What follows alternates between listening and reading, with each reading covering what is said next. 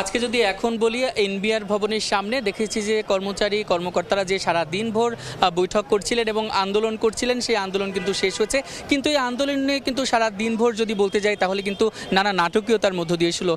সকাল থেকে কিন্তু শাটডাউন কর্মসূচি যেমন ছিল, মার্চ টু এনবিআর কর্মসূচি সকাল থেকে দেখা গিয়েছিল যে তারা স্লোগানে এই প্রান্তটি মুখর ছিল এবং তারা এক দফা দাবিতে অনড় ছিলেন যে তাদের চেয়ারম্যানকে পদত্যাগ করতে হবে এবং তারপরে তাদের যৌক্তিক সংস্কার, যেটা সংস্কারের ব্যাপারে তারা কথা বলেছিলেন।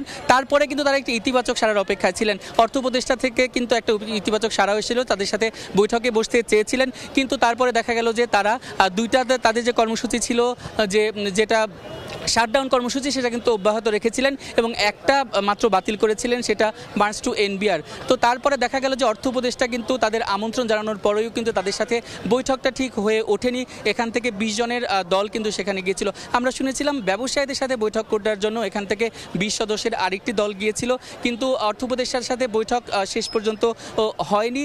তারপরে তারা দেখা গেল যে এখানে আসলেন, সংক্ষিপ্ত একটা ব্রিফিং করলেন। ব্রিফিং করার পরে তারা বললেন যে আজকের মতো এই আন্দোলনটা তারা স্থগিত করছেন। আমরা জানতে পেরেছি যে এনবিআর যে সদস্য আছে তাদের কয়েকজনের বিরুদ্ধে, 6 জন সদস্যের বিরুদ্ধে নানা রকমের কিন্তু দুদকের অনুসন্ধান চলছে এবং নানা রকমের অ্যাকশন নেওয়া হতে পারে এরকম শোনা যাচ্ছে।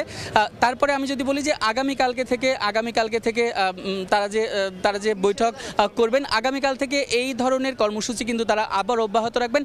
আজকে যেমন প্রত্যাহার করেছেন লং মার্চ টু এনবিআর, কালকে কিন্তু আগামীকালকে সকাল থেকে দেখা যাবে যে শাটডাউন কর্মসূচি ঢাকার বাইরে থাকবে।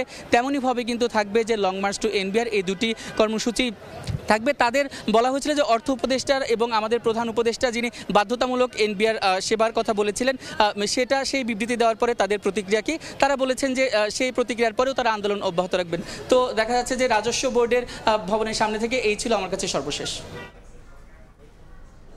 রাজধানীর আগারগাঁওয়ের জাতীয় রাজস্ব ভবনের সামনে থেকে এই মুহূর্তের খবরাখবর জানাচ্ছিলেন সহকর্মী সাদিক হাসান ইমন।